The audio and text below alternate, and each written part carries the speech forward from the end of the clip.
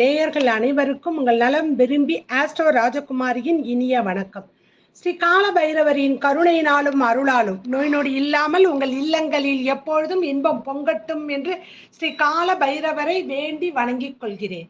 இன்று நாம் சனி வக்கரம் 17/6/2023 சனிக்கிழமை இரவு 9:49 முதல் 4/11/2023 சனிக்கிழமை பகல் 1:38 வரை 141 நாட்கள் சனி வக்கரமாகி அமரப்போகும் பொழுது இந்த 12 ராசிகளுக்கு என்ன மாதிரி எல்லாம் ஒரு பலனை கொடுக்கும்.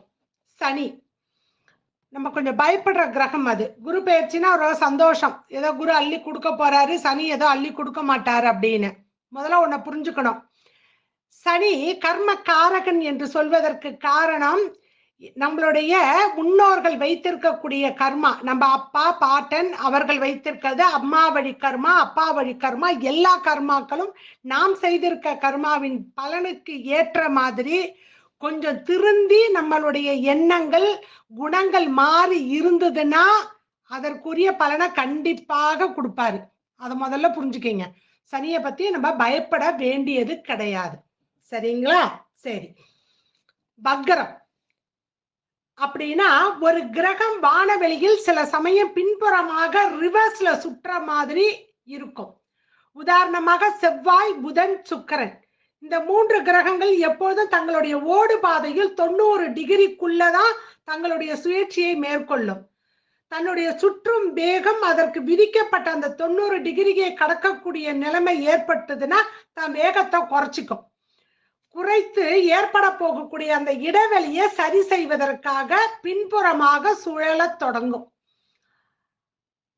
பிறகு கொஞ்சம் பின்புறமாக சுற்றிட்டு மறுபடியும் பிறகு தொடரும். அந்த கிரகங்கள் அதன் பின்னாடி வரக்கூடிய கிரகங்கள் அதனுடைய சுழற்சிக்கு இடைவெளிக்கு வந்த பிறகு மீண்டும் முன்புறமாக சுழலும். பின் சுற்றலதான் நம்ம வக்கரம் அப்படின்னு நம்ம எடுத்துக்கிறோம். வக்கரம் என்பது ஒருவருடைய மனப்போக்கு, சிந்தனை, உணர்ச்சி முதலியவை சமூகத்தால் அங்கீகரிக்கப்பட்ட ஒழுங்கு, நியாயம், நீதி இதுக்கெல்லாம் முதலியவற்றை திரிந்த நிலையில் மாறுபடும். அதனாலதான் வக்கர நிலையில் அவன் வக்கரம் புத்தி உடையவன் அப்படின்னு நம்ம சொல்றோம் பாருங்க. அதுதான் அங்க இருக்கக்கூடியது. அப்ப அந்த ஒழுங்கு, நியாயம், நீதி இதெல்லாம் அவங்க கிட்ட இருக்காது. மாறுபட்ட வேறுபட்ட நிலையில் அவர்கள் செயல்படுவாங்க. அதே நேரத்துல சுபகிரகம் வக்கரமாக இருந்ததுன்னா பலன் கிடைப்பது தாமதமாகும். இங்க அசுப கிரகமான சனி பகவான் வக்கரம் அடையும் பொழுது அது என்ன மாதிரியான பலன்களை எல்லாம் கொடுக்கும் அப்படிங்கிறத நம்ம பார்க்கறதுக்கு முன்னாடி இந்த வக்கரகதியில் இருப்பதற்கு ஒரு பாடல் ஒன்று உண்டு.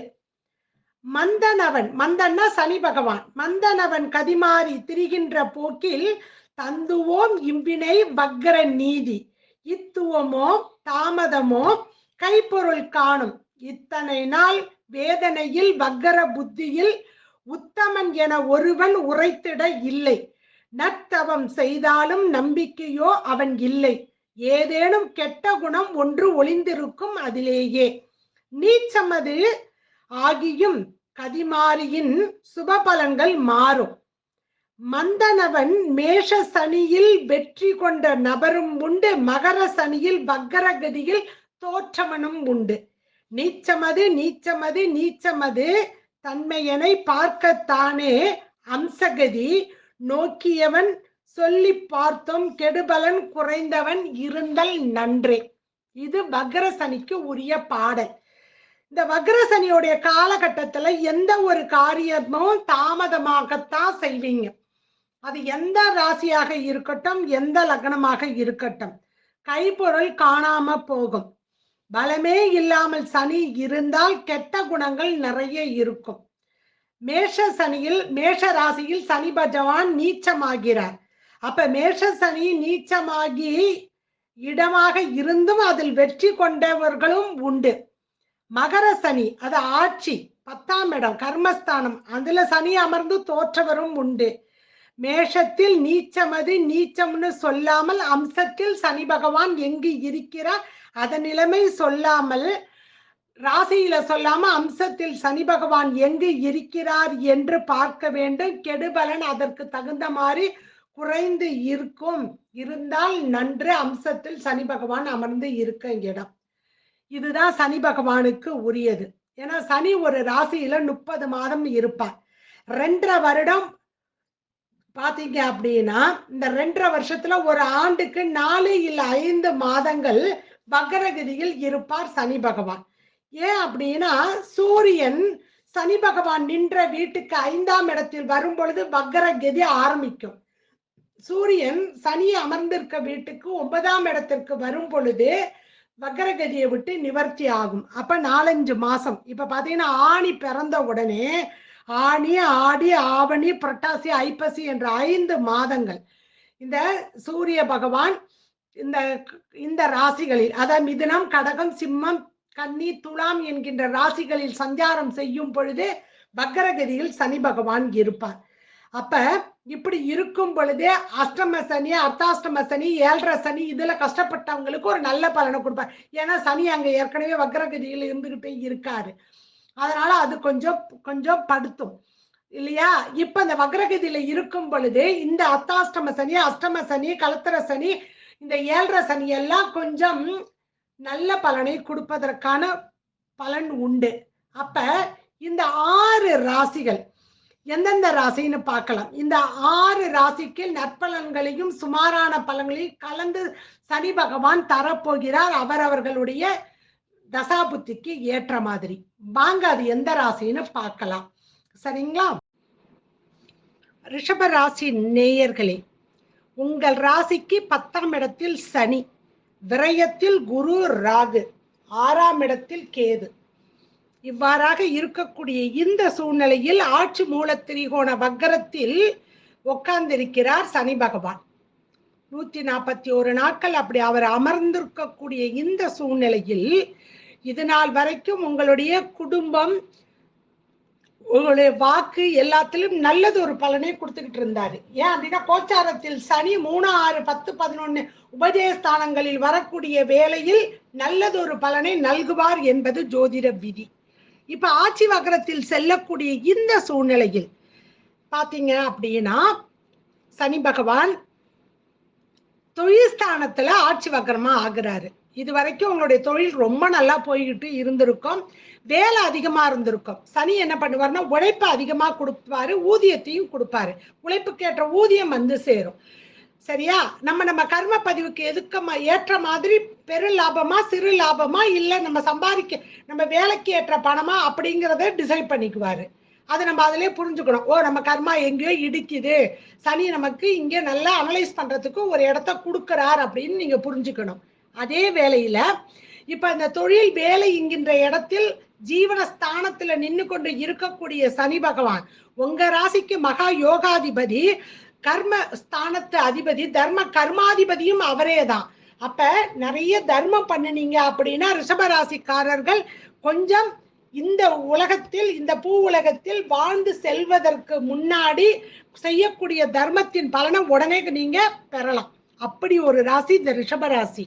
சனி ஒண்ணு பெரிய கெடுதலை பண்ண மாட்டார். ஏன்னா உங்க ராசியில் இருக்கக்கூடிய ரோகிணி நட்சத்திரம் தான் சனி பகவானுடைய ஜென்ம நட்சத்திரம். அதனால ஒன்னும் பெருசா கெடுதலை பண்ணிட மாட்டாரு சனி பகவான். இருந்தாலும் அவர் 10ஆம் இடம் தொழில் ஸ்தானத்துல இருக்கும் பொழுது இது நாள் வரைக்கும் எல்லாம் விறுவிறுப்பா நீங்க கேட்ட ஆர்டர் கிடைக்கும், கேட்ட இடத்துல போற இடத்துல என்னென்ன கேட்குறீங்களோ அந்த உதவி எல்லாம் கிடைக்கும். இப்ப கொஞ்சம் ஜெர்க் ஆகும். அதுதான் அங்க இருக்கக்கூடிய பிரச்சனை.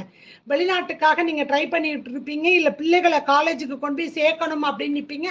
அதுல எல்லாம் ஒரு சிக்கல் இவற்றெல்லாம் வந்து சேருவதற்கான வாய்ப்பு அங்க கொடுக்கக்கூடிய ஒரு சூழ்நிலை இருக்கும். ஏன்னா உங்க பிள்ளைகள் ஸ்தானத்துக்கும் 6ஆம் இடமா போயிடுது. அப்ப பிள்ளைகளை ஒரு காலேஜ்ல சேர்க்கறதுக்கும் இடம் கிடைக்கும், பணத்தை பெறறதுக்குள்ளார போதுன்றோம், இல்ல கிடைச்ச குரூப் கிடைக்காது. அதனால இதெல்லாம் யோசனை பண்ணி எல்லாம் கரெக்டா எல்லாம் ரெடி பண்ணிக்கிட்டு இருக்கிறது ரொம்ப நல்லது. ஏன்னா இந்த நேரத்துல பிள்ளைகளை காலேஜோ ஸ்கூலோ இல்ல அவங்க கேட்கிற குரூப்ல சேர்க்கக்கூடிய ஒரு சூழ்நிலையில இப்ப ஆட்சி வக்கரமாக உட்கார்ந்துருக்காரு. அதனால கொஞ்சம் நீங்க தினமும் காகத்திற்கு சாப்பாடு, தெருவுல ஏதாவது ஒரு நாய்க்கு 2 பிஸ்கட், 2 ஜீவன்களுக்கு காலையில அதுக்கு வயிறுக்கு சாப்பாட்டை கொடுத்துருங்க. அந்த தானத்தை பண்ணுங்க. அப்படி கொடுத்தீங்கன்னா கண்டிப்பாக உங்களுக்கு கைமேல் பலன் வரும். செஞ்சு பாருங்க, விடாம செஞ்சு பாருங்க.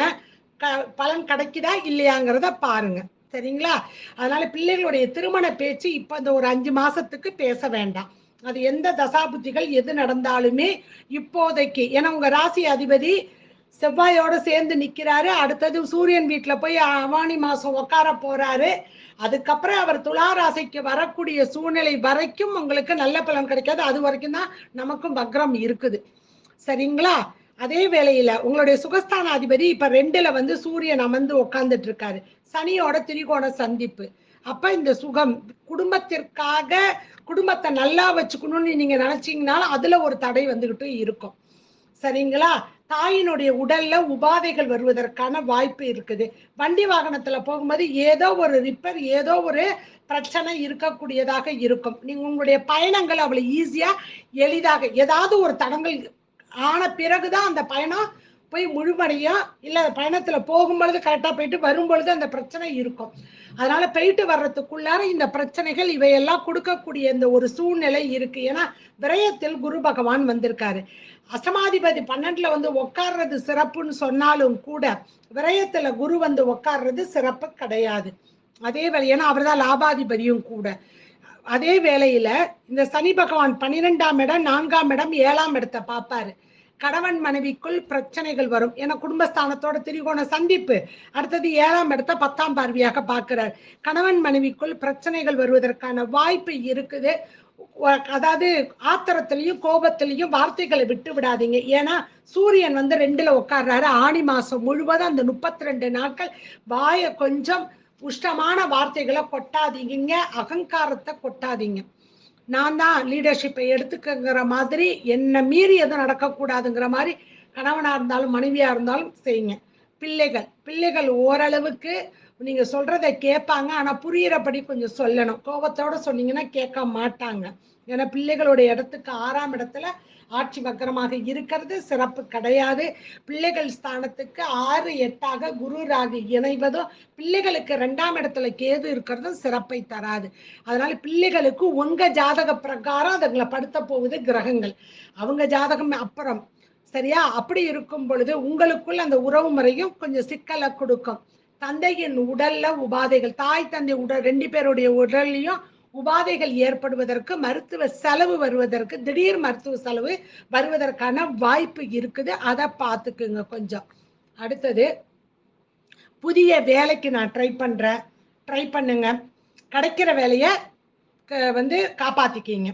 இந்த வேலையை விட்டு இருக்கிறத விட்டுட்டு பறக்கிறத பிடிக்க ஆசைப்படாதீங்க. அதை தான் இங்க 12ல இருக்க ராகு செய்ய போகுது.